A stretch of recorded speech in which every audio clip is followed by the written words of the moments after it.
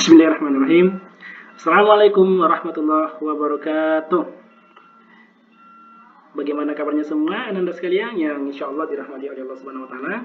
Semoga sehat selalu untuk terus belajar. Baik, kita berjumpa kembali tentunya di pelajaran IPA bersama dengan Ustadz Akbar. Ananda sekalian, pada kesempatan kali ini tidak banyak yang akan Ustadz bahas di pertemuan ini, yaitu jika meninjau dari hasil tes pekan lalu, itu dari 10 nomor hanya 2 nomor yang perlu kita kaji kembali atau review kembali, karena dari 2 nomor ini yang masih banyak yang keliru dari antum sekalian.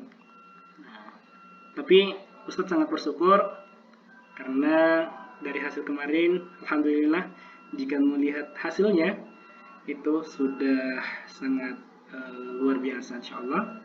Sudah ada yang mencapai angka 100, juga yang di atas KKM itu sudah banyak juga, dan hanya beberapa anak saja yang masih perlu belajar kembali.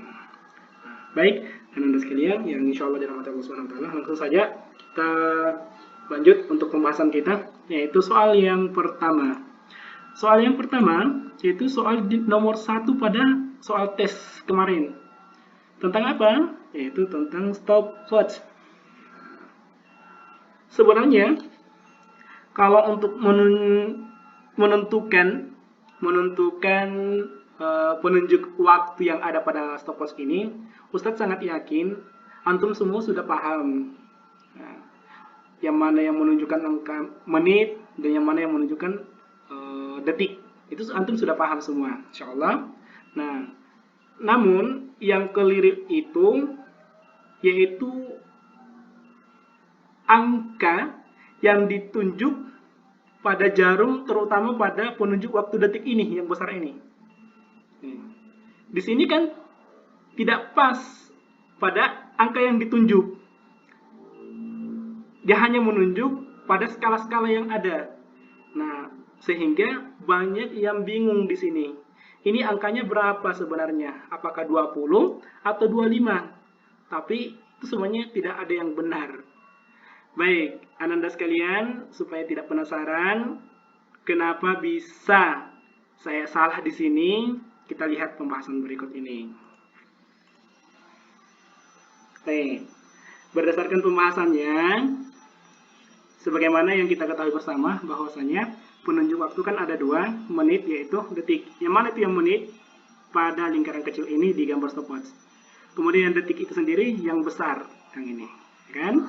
Nah, kemudian angka yang ditunjuk pada penunjuk waktu menit ini di stopwatch itu bernilai 18. Berarti 18 menit dikonversi ke satuan detik, sehingga dikali dengan 60. Karena 1 menit sama dengan 60 detik. Jadi 18 dikali 60 hasilnya 1080. Nah, kemudian yang kedua yaitu penunjuk waktu detik. Nah, ini nih banyak yang keliru. Ada yang langsung menjumlahkan mungkin dari 1080 mungkin langsung dijumlahkan 20 lah, kemudian diperkira-kirakan. Nah, kan? Tapi di sini yang ditunjuk untuk penunjuk waktu detik ini adalah 21,8.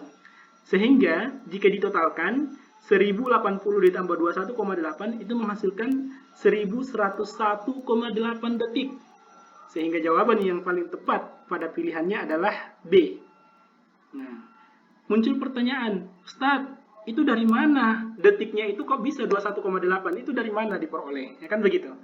Nah, baik, kita lihat pembahasan berikut. Pada penunjuk waktu detik, perlu diperhatikan bahwa di setiap angka yang satu ke angka berikutnya, diantaranya ada skala yang bernilai 1. Dan setiap skala yang satu ke skala berikutnya ada lagi skala yang kecil. Dan setiap skalanya itu bernilai 0,2. Nah, saya belum paham, Ustaz. Baik, kita lihat saja contohnya. Contohnya, dari angka 15 di gambar stopwatch ini, khususnya pada penunjuk waktu detik ini, untuk menuju ke angka 20, tentunya kan ada angka-angka yang dilalui. Berarti 15, setelah 15 ada 16. Kemudian ada 17, 18, dan 19. Nah, itu dari mana? Itu letaknya di mana pada stopwatch, kan begitu. Nah, inilah yang dimaksud pada skala yang pertama. Skala yang pertama itu bernilai 1. Artinya, jika kita lihat pada gambar ini, 15 ini skala-skala yang kecil nih. Yang ini yang bernilai 1 nih. Artinya, setiap dari 15 itu kan ditambah 1 berarti nilainya 16. 16 ditambah 1, 17, dan seterusnya. Seperti itu. Artinya, kalau kita lihat di sini, di gambar, berarti 15, yang ini 16, kemudian 17, 18, 19, dan 20. Nah, gitu. Nah, kemudian yang berikutnya, yang kedua, yang bernilai 0,2. Kan begitu ya. Yang bernilai 0,2 ini yaitu letaknya di antara skala 15 ke angka 15 ke angka 16 yang ini. Jadi skala yang besar ini, yang hitam nih, yang besar, yang paling besar, kemudian ke yang ini, yang sedang. Nah, antara ini 15 dengan 16 itu ada skala-skala yang kecil lagi. Ya kan? Ada skala-skala kecil. Kalau di sini mohon maaf karena tidak bisa diperbesarkan, tapi kalau di soal yang kemarin yang di Google Form itu sangat jelas, itu bisa diperbesarkan. Dan itu nampak. Di situ setiap skalanya itu bernilai 0,2. Artinya kalau setelah 15 itu skala berikutnya setelah angka 15 ini berarti nilainya 15,2. Kenapa 15,2? Karena 15 ditambah 0,2. 15 tambah 0,2 kan 15,2. Menuju lagi ke skala berikutnya berarti ditambah lagi 0,2, berarti 15,4. Sampai dia bertemu dengan angka 16. 15,2, 15,4, 15,6, 15,8, dan 16. Seperti itu. Nah, kira-kira bisa dipahami? Insya Allah ya. Nah, semoga untuk soal-soal berikutnya, jika ada soal-soal seperti ini, semoga Anda sekalian sudah bisa pahami insya Allah. Kalaupun ada di antara antum yang belum paham, nanti bisa ditanyakan ke Ustadz kembali. Insya Allah, nanti kita akan kaji lagi jika memang belum bisa nangkap untuk saat ini. Baik, kita lanjut saja ya. Nah, ini untuk yang tadi, yang di skala yang bernilai 1, kemudian yang kedua skala yang bernilai 0,2. Baik, kita lanjutkan. Untuk nomor terakhir, yaitu nomor berikutnya, soal nomor 4. Nah, untuk soal nomor 4 ini, yaitu tentang GLBB, gerak lurus berubah beraturan. GLBB. Untuk di soalnya,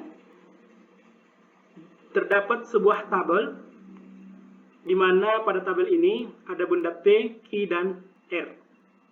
Jika kita lihat pertanyaannya, urutan percepatan benda dari yang terbesar.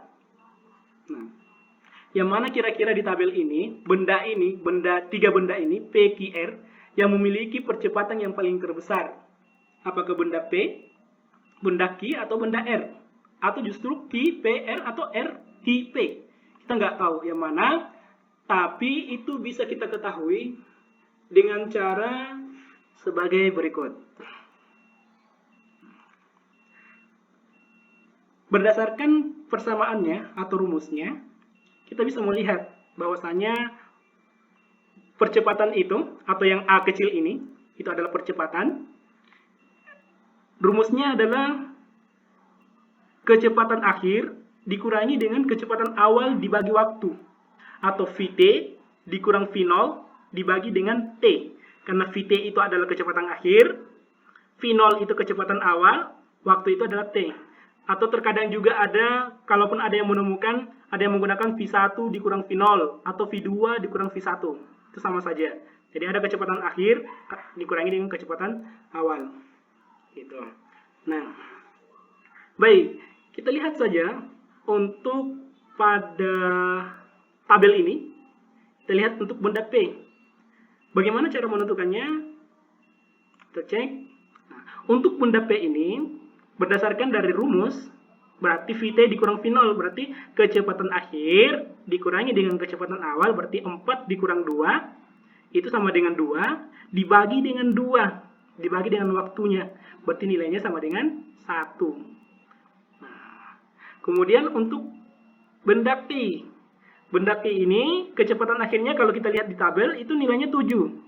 Kecepatan awalnya 1, berarti 7 kurang 1 sama dengan 6. 6 dibagi 4 itu nilainya 1,5.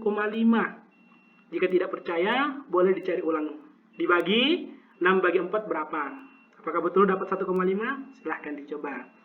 Kemudian untuk benda R, kecepatan akhirnya 7, kecepatan awalnya 1. Kemudian waktunya 3, artinya 7 dikurang 1 itu sama dengan 6. 6 bagi 3 sama dengan 2. Nah, sehingga jika kita melihat urutan percepatan terbesarnya, yaitu dari 2, 1,5, kemudian 1. Berarti R, Q, P. R, Q, P. Nah, jika dilihat dari pilihannya, jawaban yang benar adalah D.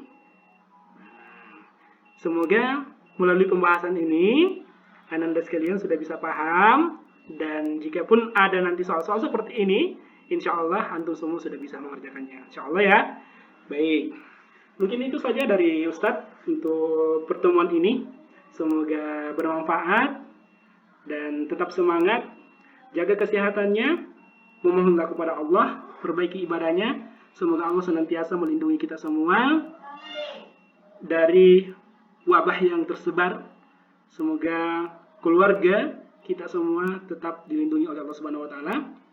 Jangan lupa tetap memohon kepada Allah, perbaiki sholatnya dan ibadah-ibadah yang lainnya. Demikian, terima kasih atas perhatiannya. Wabillahi taufiq wal hidayah. Assalamualaikum warahmatullahi wabarakatuh.